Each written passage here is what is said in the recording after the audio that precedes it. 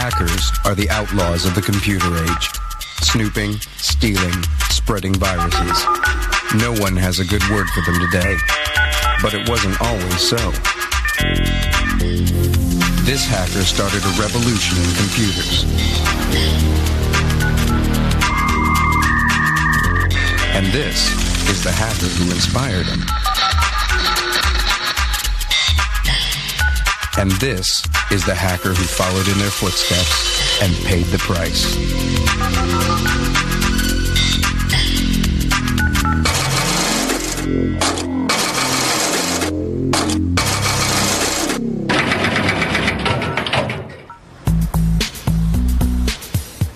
These three technological rebels are the pioneers of hacking. For Steve Wozniak, hacking is about invention. We were making a difference for humanity with these little small computers.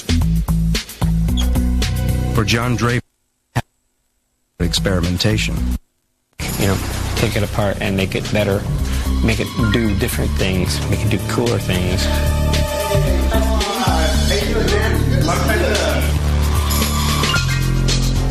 For Kevin Mitnick, hacking is about subversion. It's about the forbidden knowledge. It's about pranksterism, about trying to outsmart the other. It's about the knowledge, the intellectual challenge.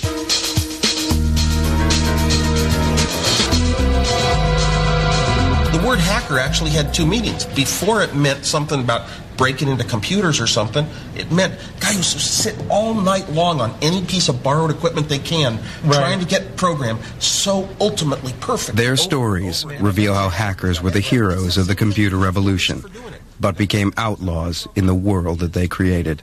Hi. Hi. Where does this wire go? Well, you see, this is telephone wire. And it's going to run from your house to the big cable on top of that pole. We imagine hacking to be all about computers, but it wouldn't be possible without the telephone network, and that's where hacking began. In 1970, John Draper was fresh out of the military and was studying electronic engineering when he stumbled across a secret world. It all began with a call from a guy named Denny, who promised to reveal the secrets of a new craze, phone phreaking. He started to explain to me about phone phreaks. I said, what's a phone phreak? And he was explaining to me, well, we play with phones. I said, yeah, I can see that. I said, well, what do you do with phones? And he said, well, we understand the system. I said, can you make free calls? He said, well, why don't you come on over? I got a couple of friends over here that want to talk to you. I go to the door. His dad answers the door. I says, I'm here to see Denny. He says, Doc, come with me. Takes me in his room, open up his room, and it's like pitch dark in there. He says, would you mind turning on the lights? Because they're all blind. They don't need lights. So we got to talking, and I said, show me one of these ways of making a free call. I'm really interested. We knew, of course, that it was illegal, and I guess part of the thrill of it. And it wasn't really just to rip out the phone company. I mean, it was the technical challenge of being able to do it. At a time when calling long distance was a luxury, phone phreaks found a way of doing it for free. Telephone networks were controlled by tones. Getting in was easy, with the right equipment. It came in the shape of a free gift in a packet of breakfast cereal. This guy, right here, the Captain Crunch whistle. And if you glue this hole right here, like this, that's 2600. When you blow the whistle into the phone, a little chink sound, that's the acknowledgement coming in from the other side saying, you're ready to process the call. Armed with a Captain Crunch whistle, phone phreaks could seize control of telephone lines anytime, any place, anywhere. In fact, one of the things that we used to do is to go to the airport, walk along blowing the whistle next to a bank of payphones and disconnect their calls. In the days when calls went through to operators, phone phreaking wasn't possible. But as human switchboards were replaced by mechanical systems, different noises were used to trigger the switches.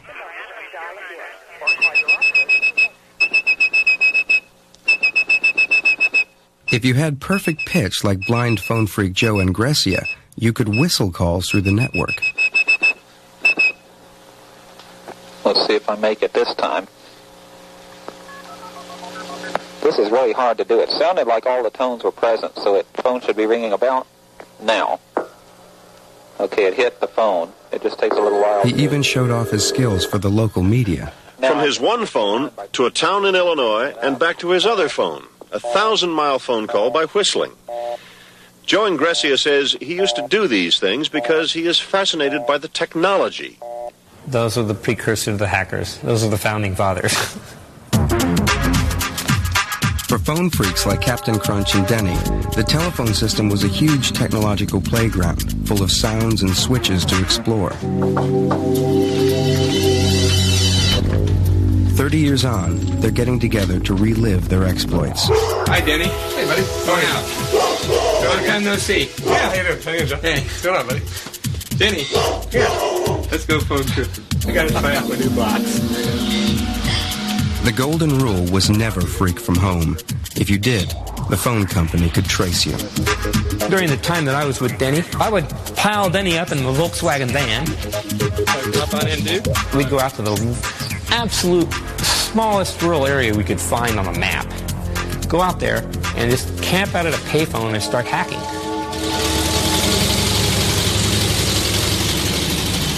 Once they knew the tones that controlled the switches, phone freaks could travel down the lines from exchange to exchange and from city to city. But they needed better ways to make the tones. This was where John Draper's engineering expertise came in. Phone freaking was about to go high-tech with the invention of a gadget called the Blue Box. First thing I did was build a Blue Box. The case you can get down at Radio Shack or anywhere else. It's just a standard old project case. The keyboard pad, I think we got that from like a junkyard or something like that. Here we go. The Blue Box is nothing more than a tone-generating device that generates a certain set of tones. And the phone company thinks these tones are coming from their own switching equipment when indeed they're only coming from you. Basically, it's the key to the kingdom. If I wanted an operator in New York, I do key pulse 121 start, and it will connect me to the operator in New York. Your call cannot be completed. Equipped with a Blue Box, phone freaks made calls all over the world, often just for the fun of hearing a recorded message in a foreign language. The fact the phone company allowed the system to be set up that way was really flabbergasting me. I couldn't believe it was that easy to do. KP 182 start. The patterns of the numbers really intrigued me. I was actually in an upper level access to the phone company. I was in a real raw level of access. Blue Box technology was freaking's big bang. The illicit network expanded, and before long, phone freaks were holding secret meetings on conference lines deep inside the system. Most people would just talk about phones. Most people would talk about, usual things kids talk about, their girlfriends and phones and things like that. We had a girl on here, from California. She played operator and said she had a person-to-person call from Jerry Doyle in Miami. The conferences of those days were kind of like what the chat rooms are today. I'm in Florida, Derek. Hi. I never talked to you before. Are you in Australia? No, I'm in England. Oh, England. I can't tell the two accents apart, you see. It was a social place for me to meet my friends or friends that were in the same interest that I had. Gee, it's funny being on a conference without Big Mouth Jeff, man. It was kind of like a secret society. This is the smallest, lightest, most easily concealed blue box now made by underground scientists. But the secret society was growing. When phone freaks have a convention, people don't give their right names. Masks are given out at the door. The early phone freaks, I think, did their freaking with a hacker mentality. One of the most complex systems on Earth at that time was the phone system. And to be able to know its ins and outs was, a very rich field of discovery. There was a guy that called himself around the world, from the one payphone around the world with a payphone beside him. He's like, hello, and there's a lag, and hello, how are you? I'm fine, It wasn't just mechanical switches that the phone freaks learned to manipulate. They also became skilled at manipulating phone company employees, an art they called social engineering. Social engineering aspect of freaking, Denny was the expert on that. That's just the ability of going in and talking to people on the inside of the phone company making them believe that you're working for the phone company. Ron, how you doing? Good, buddy. This is Bob from the Alpine office in Phoenix, Arizona. We had a test that we needed to run, a transmission test. They need to have the sleeve lead broken off on the intercept strap and then put the strap back on. We can call the switch room, you can call the frame room, you can say, well, this is Fresno here. We got a translation error going into your trunk here. Could you pull up trunk number this, that, and the other thing, and give me the trunk ID code for this, that, and the other thing, you know? I mean, and the guy would do it. When the phone companies finally noticed the intrusion, they were less than happy. You know, a lot of us were certainly warned a number of times by, phone company special agents and that kind of thing, telephone company security people. The Phone Freaks conferences were soon buzzing with stories about investigations by phone company agents, in particular the notorious Mr. Duffy. Well, Mr. Duffy decided that he would pay Bill a visit. Bill's mother didn't feel like keeping Mr. Duffy from doing anything, you see. One of the chief special agents used to talk to me sometimes. He also talked to my dad sometimes, and hopes, of course, of getting me to, to quit. And then, of course, Duffy visited Bill at his school, and I don't think Bill said anything. I guess we'd stop for a little while, but then it's the old thing. You had fun doing it, and you kind of go back and do it again. Mr. Duffy would soon be eclipsed by a far greater threat: nationwide media exposure, thanks to New York journalist Ron Rosenbaum. It was like entering this Alice in Wonderland electronic outlaw underground. They were sending messages outside the accepted channels, but they were also inventing hacker sensibility. I think one thing the Phone Freaks responded to was a kind of generalized paranoia about phones and about communication. I think because of the anti-war movement and FBI reaction to that, everyone thought their phones were being tapped. The phone was sort of a focus for a kind of generalized paranoia about government intrusion, lack of privacy, that sort of thing.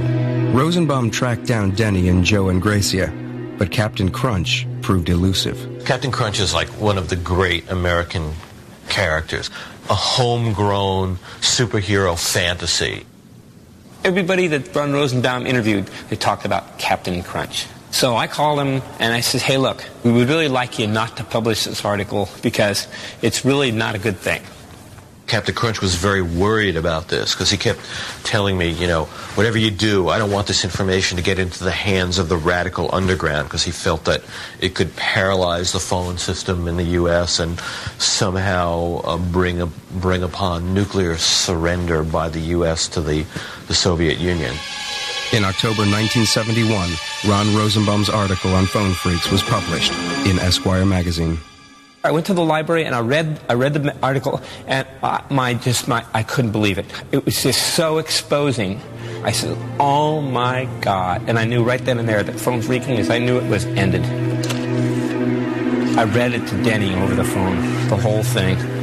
And everybody got on a conference call.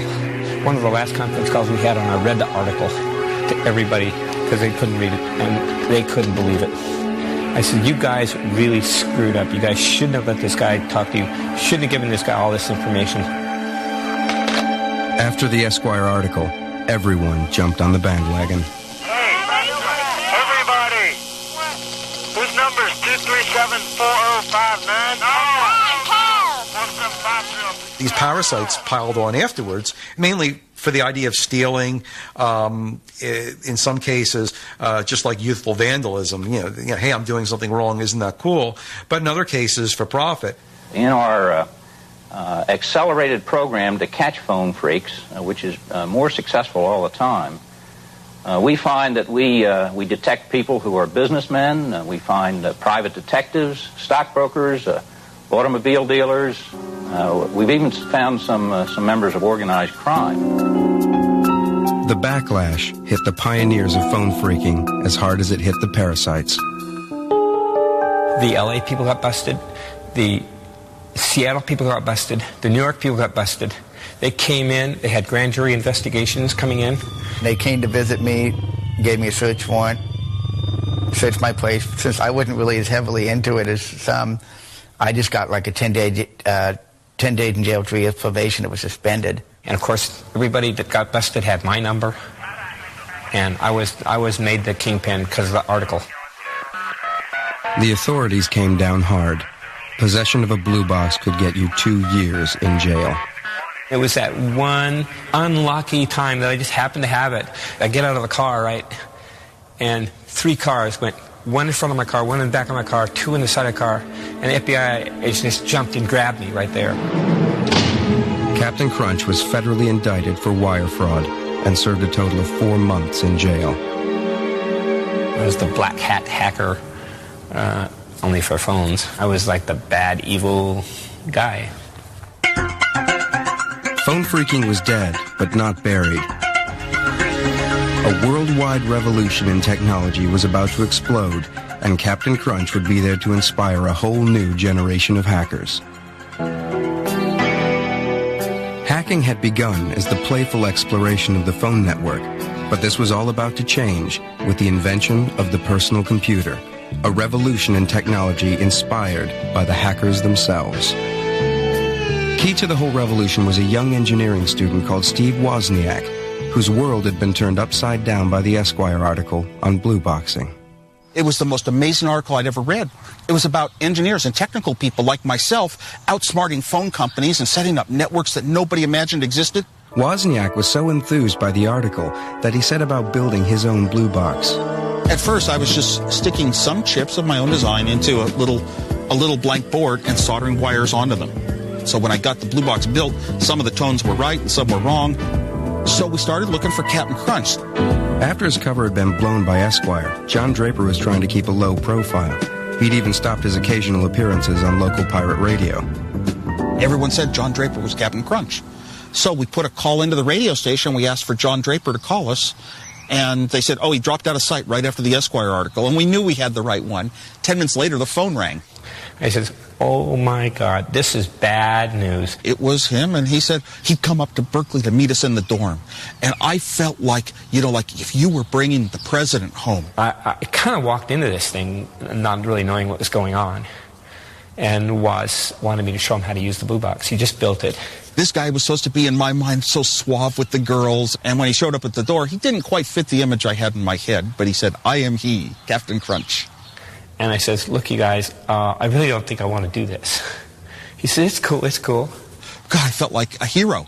I said, well, I guess it'll be okay, because I'm in a dorm, and it'd be pretty hard to track any one person making this call. And Juan says, can we call the Pope? I said, I guess so. So I got the number to the Vatican, and we called the Vatican, and we asked for the Pope. And he said, well, the Pope's not available right now. It's like 4 in the morning. Started learning codes that night from John Draper and from other people, and techniques to use in talking operators into things, and started practicing on my own over the weeks and seeing what I couldn't accomplish. And I think I was kind of scared that I could get caught. A couple of weeks later, Wozniak's car broke down. Luckily, he and his college buddy Steve Jobs happened to have their blue box with them.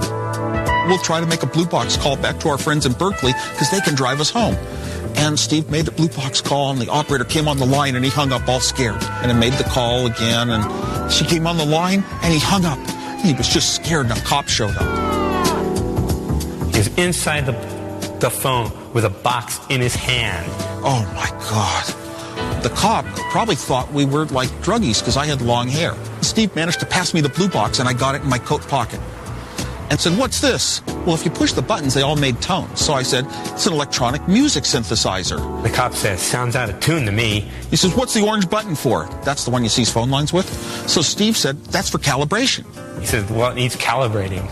This is scary. We knew we were caught. They got us in their car, 2 cops in the front seat, Steve and I in the back. And the cop in the passenger seat turned around. And the cop hands it back to Woz and says, a guy by the name of Moog beat you to it. The Moog synthesizer.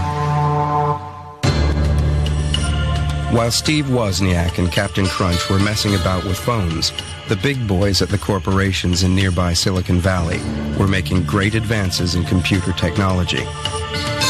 But in the early 70s, computers were still vast impersonal machines, serving vast impersonal corporations.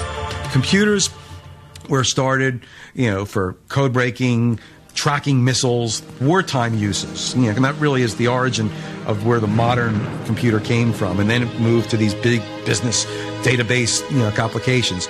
Computers had been seen as things to never touch, never even be in the same room with a computer. Keep your distance, but be reverent. Be very respectful of those who knew how to do it. But respect was in short supply. In the late 1960s, even computer engineers had a counterculture.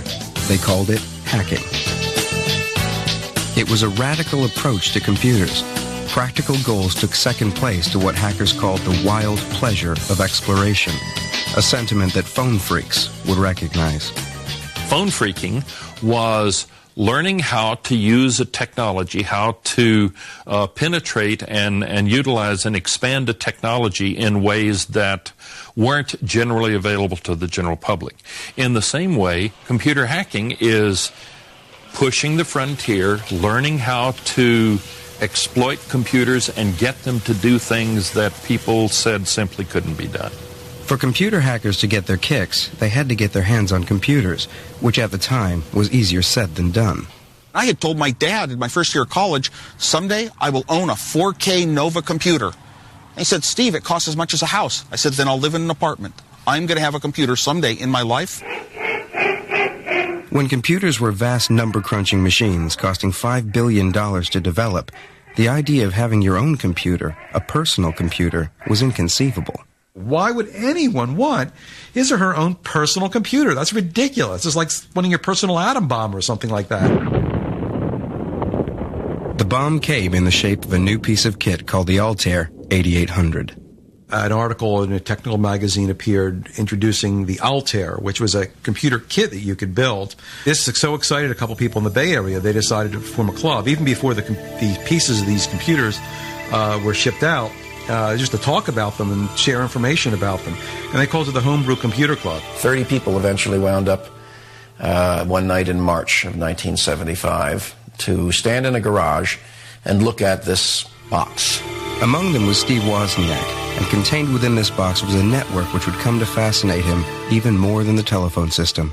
Sitting in a garage, rainy outside and dark, and the garage doors open to the outside darkness, and they started all talking about these computers going around. The Altair was pretty meaningless as a box. It came out, and once you put it together and flicked the switches, you got it to run, and then you said, well, gee, this is real nice, but what can I do with it? What they did with it was program it to play Daisy. 15 years earlier, computer engineers had coaxed the tune from a machine the size of a house. Now the hackers were doing it for themselves on a home-built kit computer. My interest from that first meeting just sprung up so strongly that every 2 weeks of my life, that was the most important thing I could do. The Homebrew Club quickly outgrew the garage. Computer hacking was catching on. Someone would stand up and say, I've got this problem. Anybody know how to solve this? Or, hey, you know that problem that was mentioned at Homebrew 2 weeks ago? I found a solution to it. And it was a phenomenal information exchange. I just passed out sets of schematics to anyone in the club that wanted them. I Xeroxed tons of copies because, hey, I felt kind of proud they'd be seeing my work. Lee Felsenstein, who became the moderator of the computer club, very consciously set it up, as a hackerish enterprise. Total sharing of information. It didn't attract high-level people who have been successful in companies, business types. Didn't attract real engineers. The hard engineer would be blocked by his feeling that I have to have permission in order to do what's never been done before. We were there because we knew that we didn't need permission. Hackers set out to achieve the impossible, to build their own computers. It was the lure of this was finally computer technology that you can actually have your hands on, you can actually control. Every time someone brought a computer, introduced a computer into the Homebrew Club, the first thing people would do is just rush up, take it apart, and learn everything about it, and just pester the designer with zillions of questions. How's this work? Where's that, pin go to that pin? What kind of bus is this? Driven by their fascination for exploring technology, hackers didn't really care what their computers might actually do. Nobody had a practical reason why they wanted to have a personal computer. There were some excuses made up, like balance your checkbook, or keep recipes, or control things around the house. But almost nobody ever did that. That's function guilt. That's, well, I mean, do you ask somebody, well, yes, but what can you do with your model train? No, I play with it. I enjoy it. It's fun to diddle with it. It's fun to experiment. But out of experimentation came genuine advances. My head started drifting and thinking, and came up with a clever little trick that if I just took a bit of data and circled it around in a circle, it would, oddly enough, if I kept the timings exactly perfect and right, it would show up as color on a color TV. It's my belief that the really important things we have on the computers came from the hackers. The homebrewers made computers do unthinkable things. They played games and music on them. They created graphics and drawing programs. At Homebrew, hacking was enjoying its golden age. Steve Wozniak labored day and night in his garage to produce his perfect computer. Woz, I believe, qualifies as the greatest all-around hacker. He could design the hardware, he could design the software right from the pencil and paper level and make it go. If anybody ever looked at my circuit, they would start to see that, whoa, this guy doesn't just do straight designs like you're taught. He could see things that other people don't see, and make connections that other people don't make. What I love about hackers is that they have a different, maybe enhanced way of looking at the world to make those kinds of connections. Hackers would experiment with any hardware or software they could get their hands on, even if they didn't own it. But not everyone was into the idea of sharing.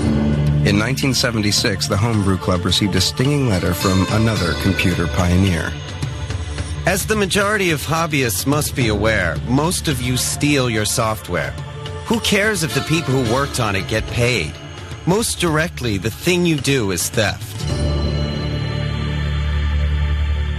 In what became a key moment in the history of the computer industry, Bill Gates wrote an angry letter to the homebrew people saying, wait a minute, I wrote this for money. You can't distribute this. This isn't free. This is work. Bill Gates' letter was a sign of things to come.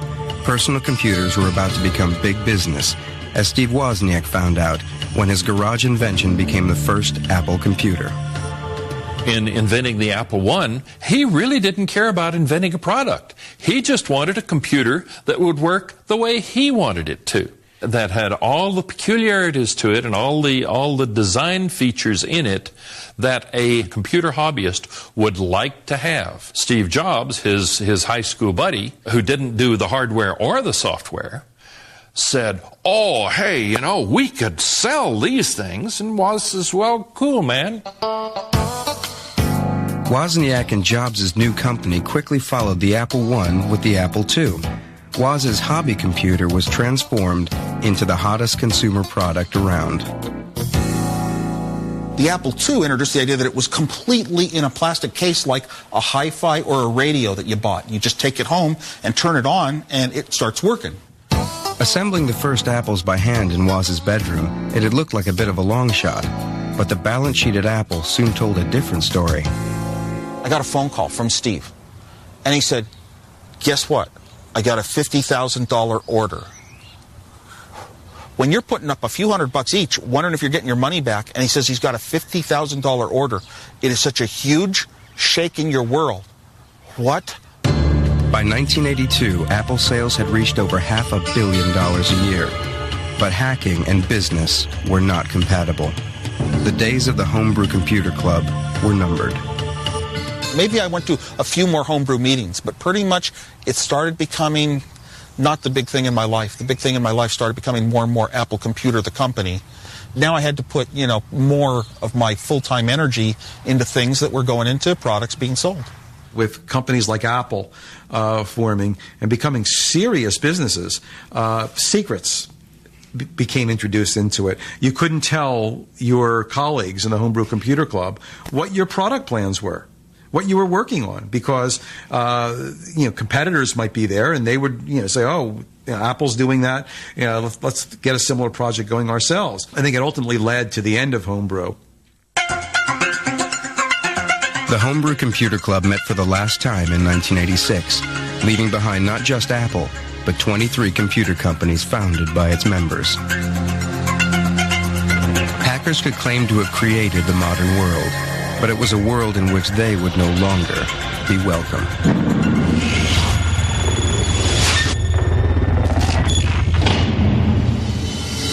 On February 15, 1995, a 2-year manhunt ended when armed FBI agents tracked down a wanted criminal to an apartment building in North Carolina. Hacking was about to become an outlaw profession. FBI, come to the door. I have a warrant for your arrest. About 1:30 in the morning, a knock comes on my door. And I didn't look at the clock, because if I looked at the clock, I wouldn't have even answered. Well, who is it? And they said FBI. The FBI had come for Kevin Mitnick, a 32-year-old hacker whose intrusion into other people's computers had made him public enemy number 1. Mitnick was sort of in the wrong place at the wrong time for a lot of reasons. The internet was, starting to take off. There was more at stake at that time. And I think Mitnick, for the media and for some in the government, made a great scapegoat and was a great sort of boogeyman. 20 years before Mitnick's arrest, hackers had sparked the computer revolution.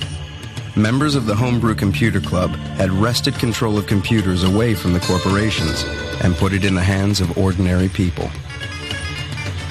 Kevin Mitnick was a child of that revolution. When I was in school, it was all about partying, smoking dope, going to drink, and stuff like that. And I was just really not into that, and I wasn't that socialized for whatever reason. And I would find hobbies that were, basically solo-type hobbies. For Mitnick's generation, there was a whole new electronic playground to explore. Corporations and government agencies were beginning to link up their computers. The telephone system offered a back way into these seductive networks. It was the network was the universe. Star Trek. Going where no man has gone before. The computer network, the phone network, going where no hacker has gone before. He didn't have his own computer, and he started hacking at Radio Shack stores and actually was using the modems and the Radio Shack computers to break into computers in other places.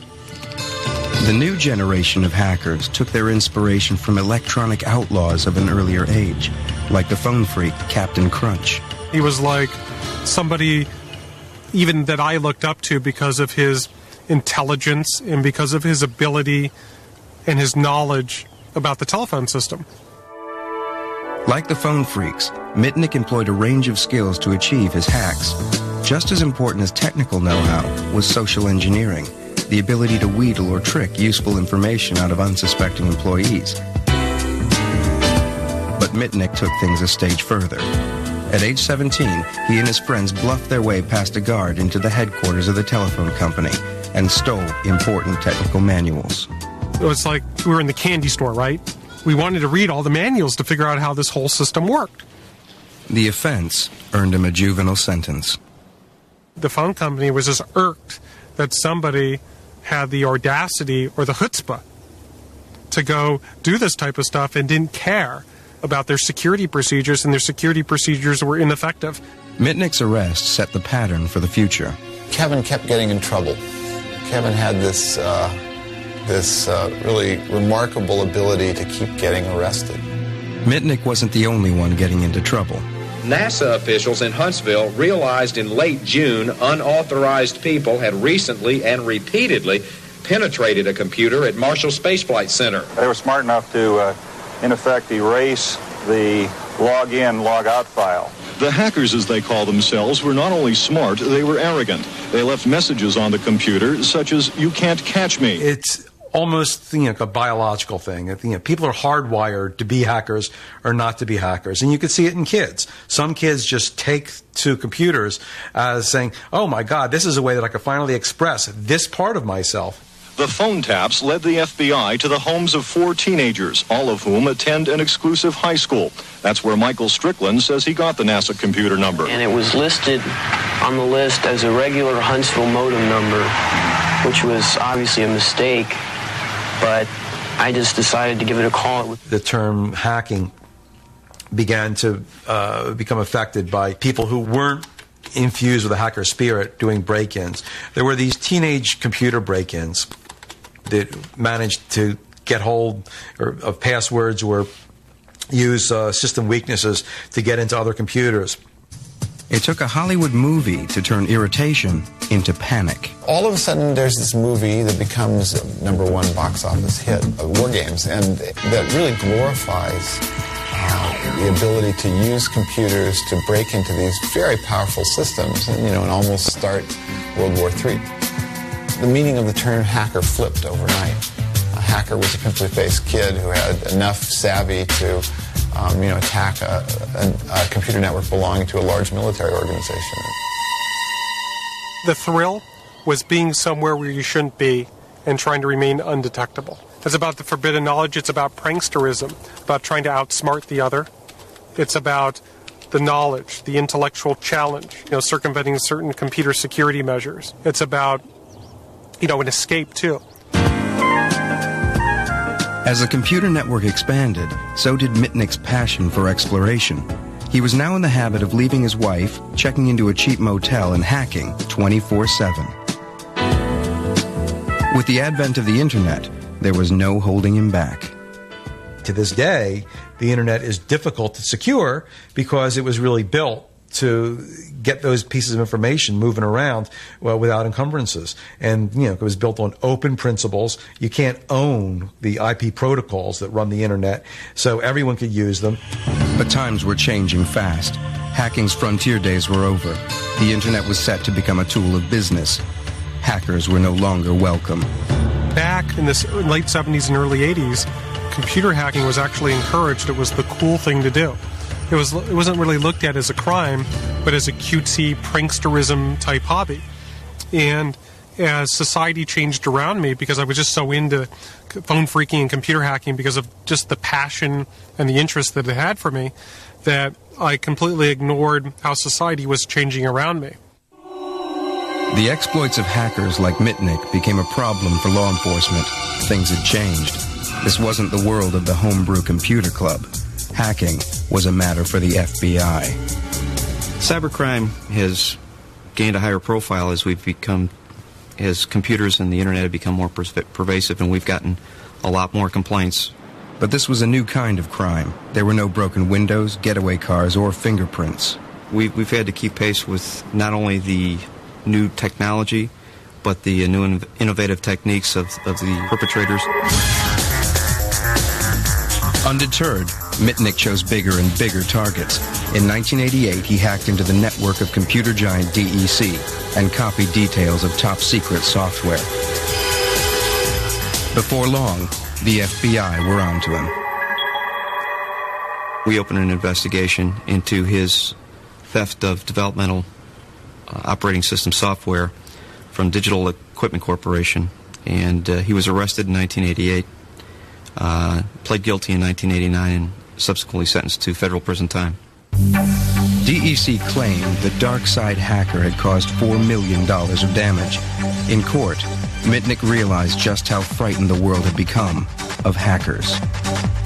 I had a federal prosecutor walk into court and tell a federal magistrate that if Mr. Mitnick got near a telephone in the prison that inmates could use to make collect calls, that he could start a nuclear war. And I'm sitting there in court, right? I'm going, well, the judge isn't that stupid. The judge really believed a lot of the hype in the case and put him in solitary confinement. So he threw me into solitary confinement for 8 months based on some fear that I could start a nuclear war from the payphone. He had, I believe, at most an hour out of his cell during a 24-hour day in shackles. And Mitnick was extremely bitter about this.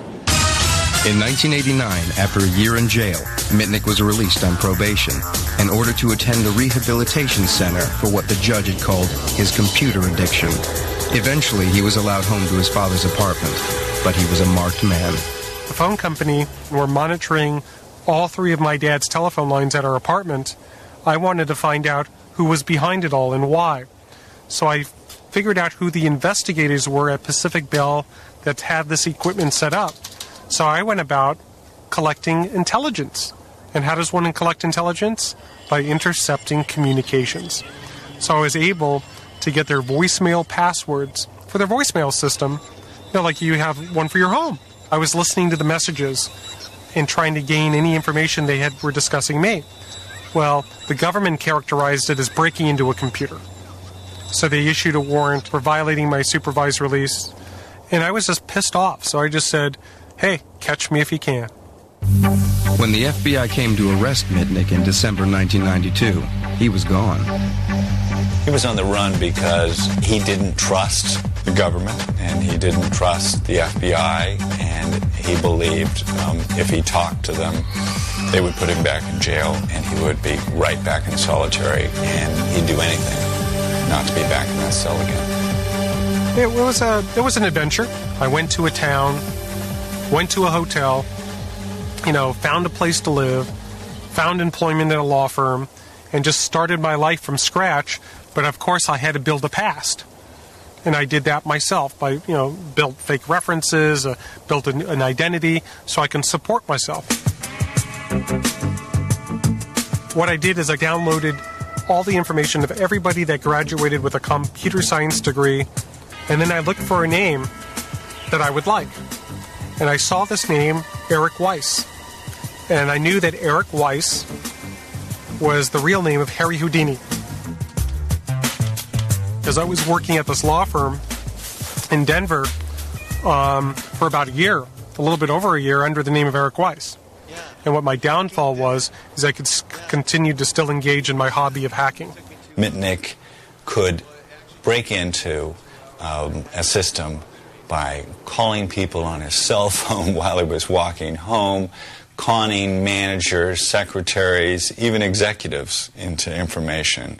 Kevin was systematically attacking the computers of some of the world's largest cellular telephone manufacturers, and he was stealing their source code. Mitnick was now hacking with a purpose, to keep one step ahead of the law. By hacking into mobile phone companies and copying the blueprints to their phones, he was able to make untraceable calls. He was able to elude us by virtue of knowing the telephone and the computer systems well enough to know what could be figured out and how quickly it would take to do that. So he definitely played the systems well. He never had any idealized goal or any real objective other than to keep hacking and keep staying one step ahead of the FBI. Mitnick's notoriety soon spread. In the summer of 1994, the FBI's failure to catch their internet outlaw became front-page news, thanks to journalist John Markoff. It was simply a good story. I mean, here is a guy who has been arrested before, who's managed to use his skills to avoid law enforcement. I mean, that's a good yarn. He created the myth of Kevin Mitnick, the John Dillinger of cyberspace. I think there were more than 60 unsourced allegations stated as fact, such as breaking into NORAD, planning false news story about Security Pacific Bank, about wiretapping the FBI. Markoff's portrait of Mitnick tapped into the growing fears of businesses and members of the public who were just getting used to the idea of a life lived online. That was the time when the internet was being talked about, the World Wide Web was coming out, and people were actually saying, we can make use of this in our daily lives and in business. And if we're going to be using this in business, we're going to need to make sure that it's secure, because if I'm going to put in millions of dollars and I'm going to have customer information or company information available to anybody over the net, I want to make sure it's available only to those people who I want it to be available to. Every one of us rely on computers in our everyday lives. Transportation, banking, Wall Street. Somehow a computer touches us in everything we do. When we pick up the phone, it's a computer. And people they're not familiar with the technology, think that it's just this mystical, magical thing that this guy out there that's public enemy number one could manipulate and bring everything crashing down. When the FBI finally caught up with public enemy number one, he was living in North Carolina under the pseudonym Tom Case. FBI, come to the door. Have a warrant for your arrest. You got the wrong guy. Check the mailbox downstairs. Right away, I get on the telephone. I let my family know where I am because they had no idea that I was in North Carolina. I get a hold of my attorney. Just a minute. And I let him know that I had the FBI at the door. I ended up popping open the door just a crack to go, well, who are you? And right away, the door pushes in, and they go, are you Kevin Mitnick? I go, no. I said, I'm Tom Case, and why are you guys in my house? Don't you check the mailboxes before barging in on somebody? I acted very naive and angry. I go, do you have a search warrant? And they go, well, if you're Kevin Mitnick, we do. I said, well, I'm not this guy Mitnick, so where's your search warrant? Eventually, they said, well, we want to take you down to FBI headquarters and fingerprint you to see if you're this Kevin Mitnick or not. So I said, okay, absolutely. I said, just give me your card and tell me what time you want me to be there in the morning, and I'll be there. And they go, no, we want you to go down now. You know, we're not interested in having you show up later. They go arrest him, cuff him, and I was under arrest. Mitnick was back behind bars, this time facing 25 charges of computer and telephone fraud. The case was so complex that Mitnick would spend 4.5 years in a cell before coming to trial. He was thrown in a county jail. He was actually beaten up. A lot of things were done to let Kevin know that the government was going to play hardball. The government made it clear that they might indict him in different jurisdictions, that he might have to face multiple trials. He did not get the evidence against him for a very long time. The only trial Kevin Mitnick got was in the New York Times and in the media. Mitnick stood accused of stealing $80 million worth of software from the companies he had hacked.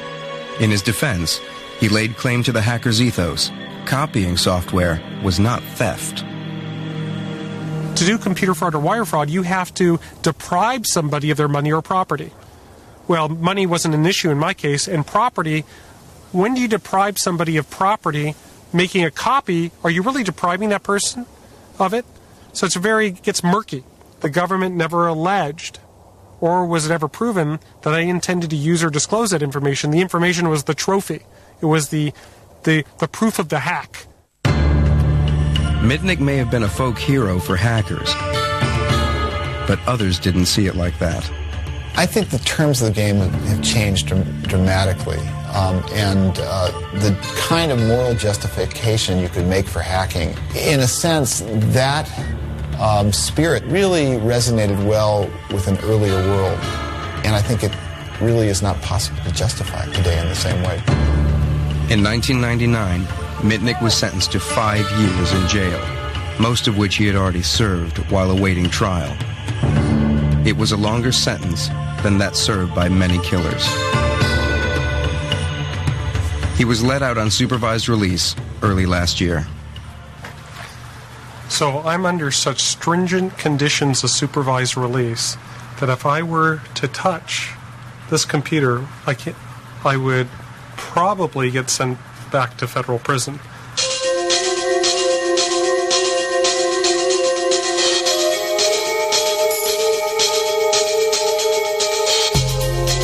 Kevin Mitnick may be banned from computers, but he can get together with his hacker heroes, Captain Crunch and Steve Wozniak.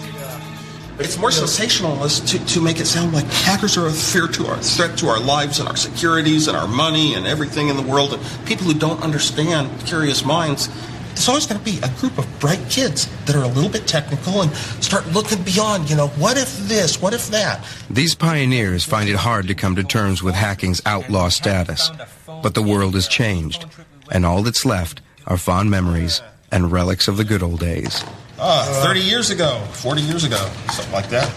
Does that bring back old memories? Yes, it does. There's, nothing I would trade for the success of Apple, except that year I'd never give up. 1 year at Berkeley. And before that, there is a Captain Crunch whistle.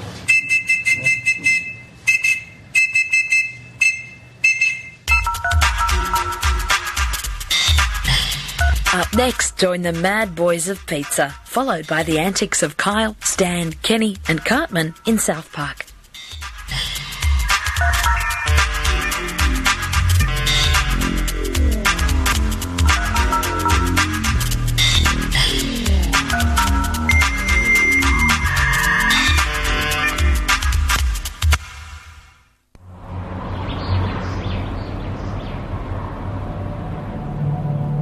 SBS